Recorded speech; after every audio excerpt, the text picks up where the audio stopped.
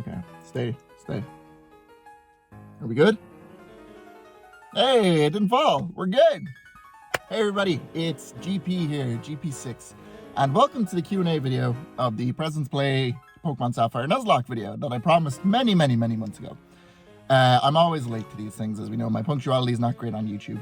But today, I'm going to be answering all the questions that were in the Sapphire finale that people had asked, and I'm going to be addressing some issues and stuff going on with the next series going forward, as I'm sure we're all aware.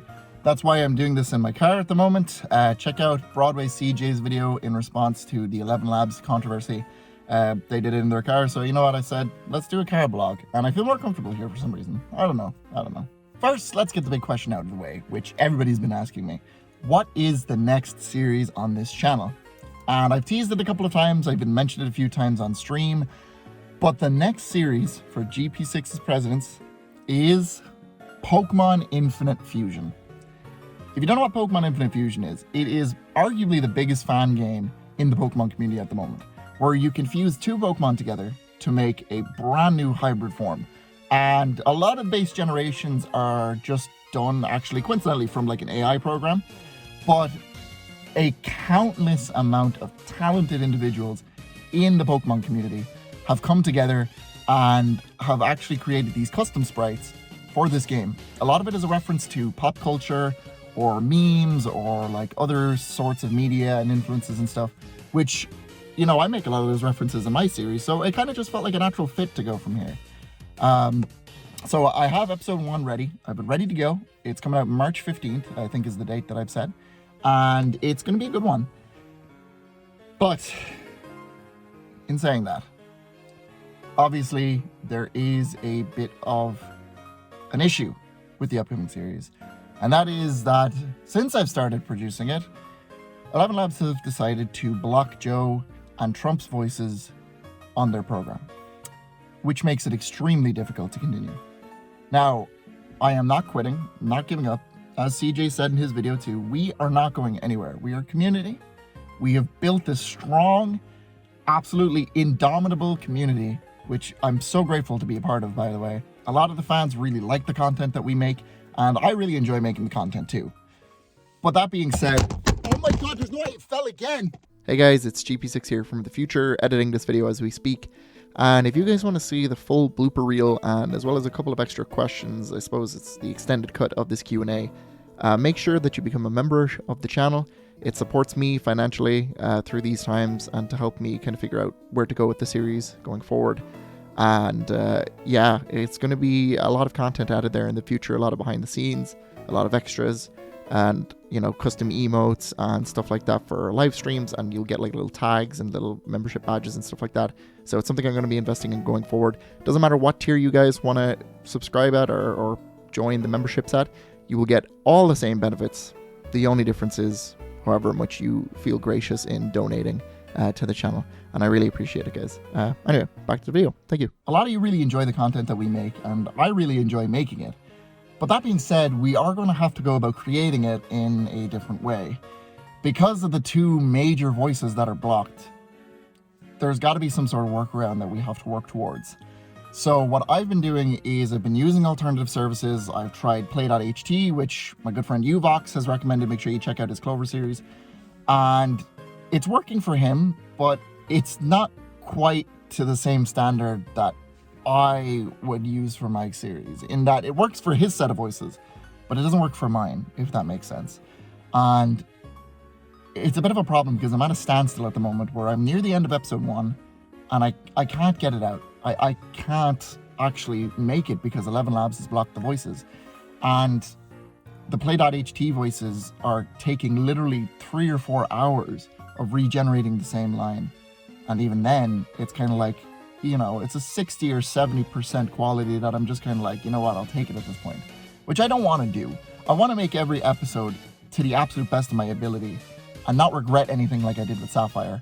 And if that takes a couple of extra days or weeks or months even to make an episode, well then so be it.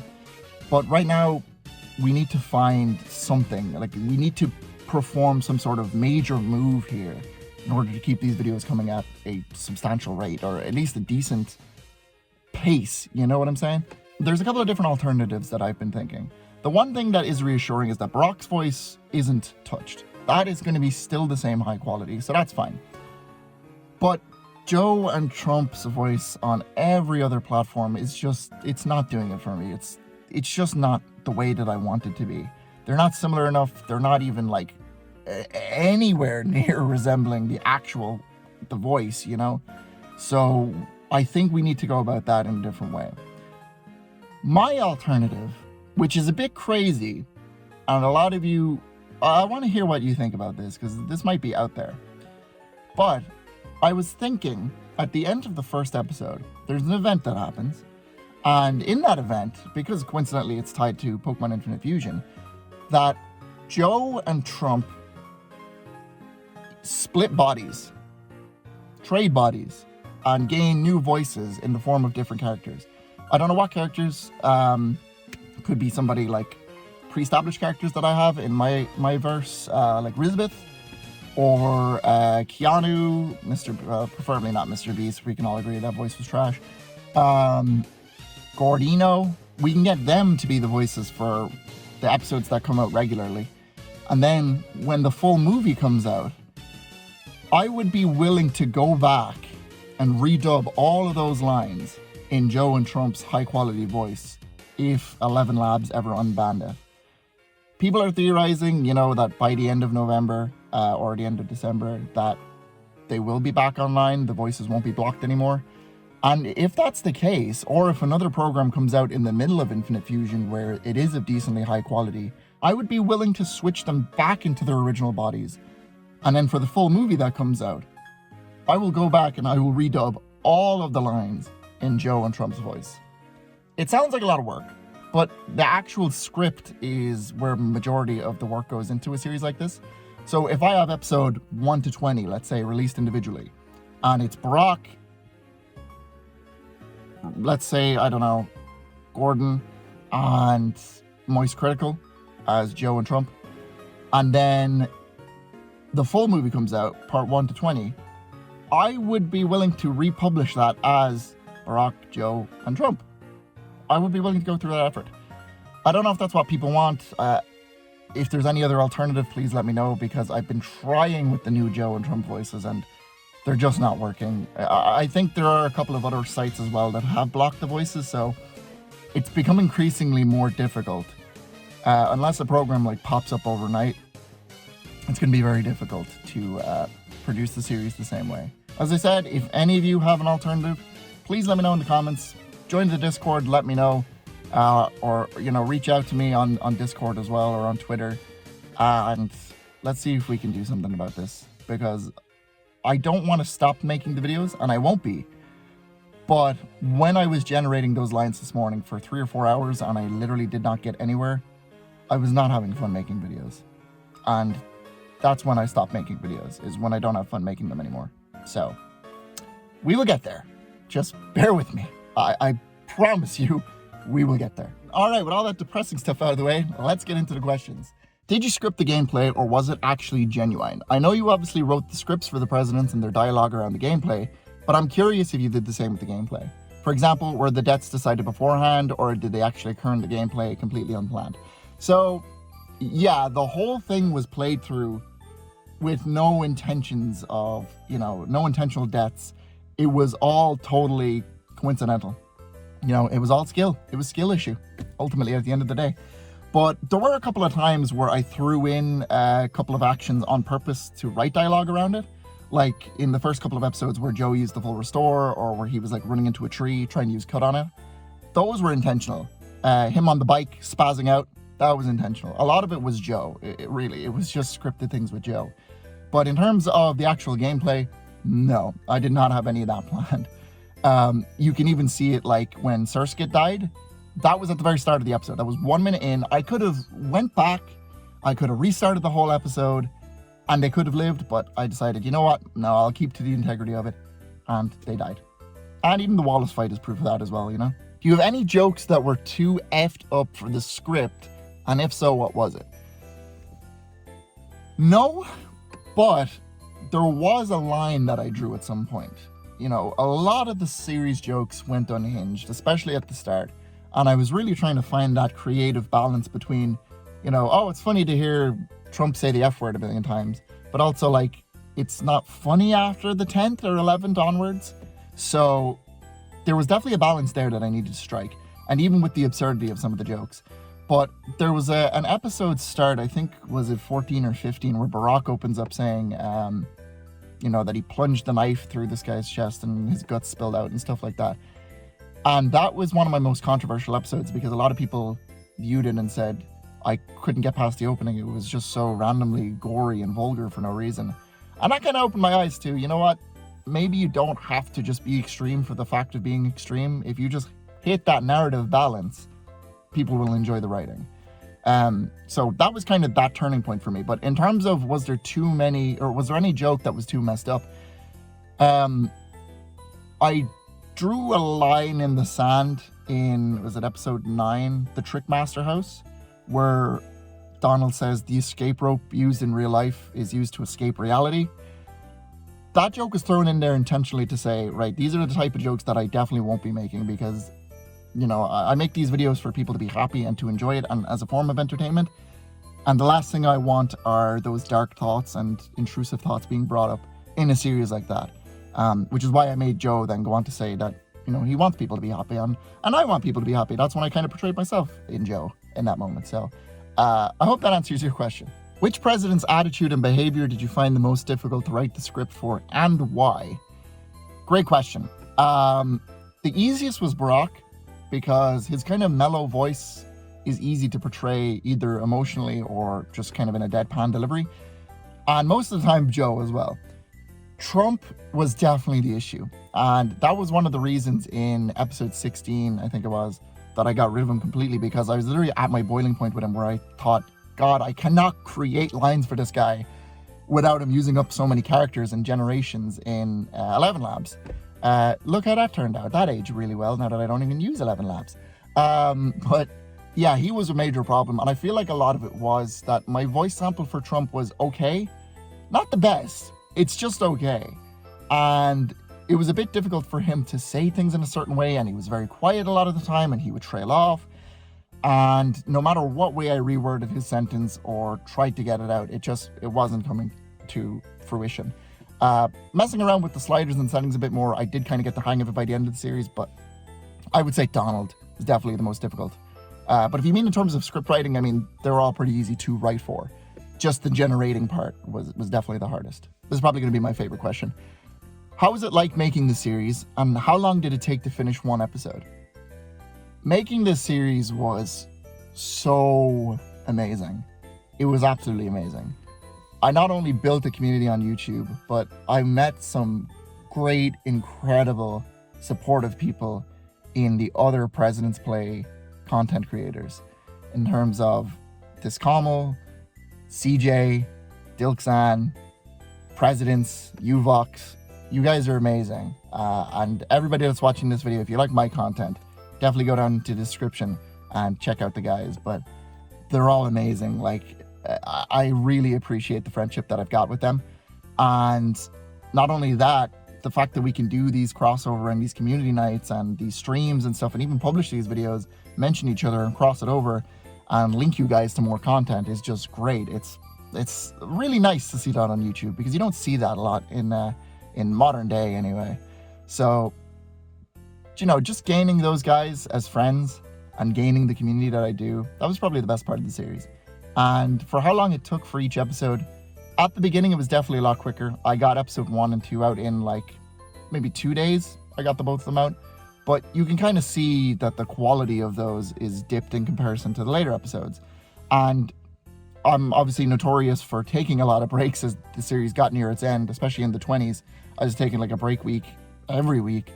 But that's because I wanted the quality to suffice. I wanted it to be great writing, great jokes, just totally off the bat banter from the three guys the whole time and linking it with the gameplay and finding that balance. And I don't regret it. Even though in the moment I thought, God, I can't leave it for another week because there's going to be so many people who are missing it out. I'm satisfied with the result of Sapphire, you know? And I can look back and I can say, damn, that was a great series I made. Wear it on my sleeve. Proud of myself. I guess this one links to the earlier question. Was Joe deciding to throw against Wallace intentional? No. If you had to look at it in a way that one person was playing the game, you could say the Nuzlocke was lost there. But for in-universe reasons, if you look at the fact that the three of them came to this agreement that if one of them lost, they get a second chance, you could say that the series continued. And as well as that, I wanted the series to continue, just to break the fourth wall here a little bit. I obviously wanted it to continue to the finale, to create that hype ending. But, you know, I could have save stated before that episode. Well, I saved before every episode anyway, just in case a recording flub happened. But I could have went back and totally redone that whole episode. I could have. But I just thought it would be better if I left it in, you know? Leave fate to decide what happens. So long story short, yeah, it was unintentional, and I'm absolutely terrible at Pokemon. Shop official release when? You know, funny enough, I've thought about this. If I could get proper mixing done on it, like if I could talk to somebody who knew about that kind of audio level balancing and getting an actual high quality version, like a studio version of that song out, I would publish it. Yeah, I'd publish it like to Spotify and Apple Music and stuff if I had the rights to, you know. Maybe I have to get the instrumental remade or something, but it's not in the cards right now. But I have the full song done out. I have like there's 2 verses and the chorus and the bridge and stuff.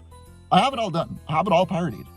I just don't have the means to produce it right now. But that could be a fun side project in the future. Yeah, sure, why not? What happened to game producers 1 to 5? Don't ask. Don't look into it. Don't Google it. Don't you dare. How hard would you say these videos are to make? They're difficult, definitely. And now with the whole controversy going on, there is kind of a entry fee. What's it called? Like a kind of a barrier to entry in terms of money, right? Like a financial barrier to entry. That's what I'm looking for. And you've got to have so many skills in order to make a video like this. You've got to have great writing, great pacing. You need to understand how your editing program works, audio balancing, the actual usage of the voices, generating the voices. And then, as I said, you need to have the finances there to actually create the episodes. Like, I think for the whole thing of Sapphire, every episode, and with all the money that I put in, I would say I've made a return of maybe $25. Every episode took maybe $40-50 to make, and I wouldn't even see 20% of that on a return investment. Now, the full movie and the compilations, that's where a lot of the actual return would come from. So that's why I would pump that content out. But I pretty much went even in making Sapphire. And I don't really care about it because I'm proud that I made the series anyway. But that can definitely be a turnoff for a lot of people to go, why am I pumping 170 hours into a series online that isn't guaranteed to be a success? And I'm not even getting anything out of it, right? But I just had fun making the videos, so that's why I did it. Uvox currently has a great tutorial video on how to make a President's content type of channel and type of videos. So definitely check that out again in the description. And that's post 11 Labs Apocalypse. So you will be able to make it right now if you have the funds there available. For that one joke where Joe accidentally loaded a save state all the way back in Slateport City, how long did you have that joke planned? There's another common question, I think, here somewhere that somebody says, how much feedback or how many ideas do I get from commenters and from the community on jokes and stuff like that? And this is actually one of them, where I'd been thinking about it for a while, where I could load a save state and I could, you know, bring the boys back a couple of episodes or whatever. But somebody commented on one of the episodes, is it 20 or 21? I can't really remember. And they said it'd be absolutely hilarious if, I think they specified Joe loads a save state and they lost all their progress. And I was like, you know what? I'll double down on it, sure, I'll throw it in there. And so I was coming up to the episode where I knew that Surskit was about to die at the very beginning. And I thought, you know what? This would be the perfect time for a save state to be reloaded and to go back however long and then just have Obama like recite all of the steps that they took in order to get back to the exact moment where they were, you know? And it was just a quick little bit, and it helped, you know, it made that episode a lot more memorable as a result. How do you write this show? Do you write while you look at the footage, or do you record yourself while you play stream of consciousness style? or you have certain ideas of what to write before even playing.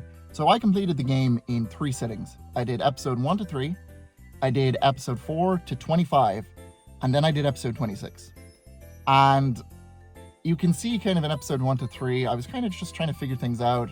I didn't know where I was going with the series, and then I was putting out like episode 4 and 5, and then it really started to pick up in viewership and stuff around that point. So I thought, you know what, like I literally know up to the Wallace point. I knew like half a year in advance basically that I was going to lose at that point. So I can kind of start to build these characters around major events and stuff that I know are coming up. And that's where a lot of the foreshadowing comes into it, and a lot of the future sight moments.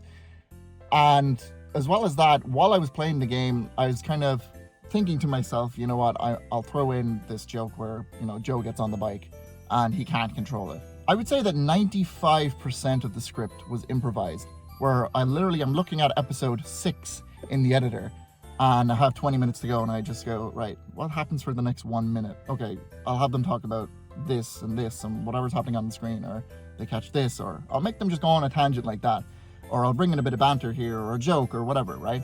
But there's very few moments where I actually had a script right there beside me, and I was copy and pasting it in, because that doesn't feel as interactive and as dynamic as watching the footage and then having them talk about a couple of things that are, you know, on the screen. And there's slight digs and there's slight subtleties and nods that you would only get from watching the gameplay. But you can also listen to it like just through the audio. You could listen to it while you're going to sleep, or while you're driving and stuff. You don't have to be looking at the gameplay to understand all the jokes in the series. So yeah, that's how much I knew in advance. I knew for like half a year that I was going to die at Wallace, and I still let it happen, which is probably the funniest part. My question for all 3 presidents is, which Pokemon would you guys let you give you the sloppy toppy?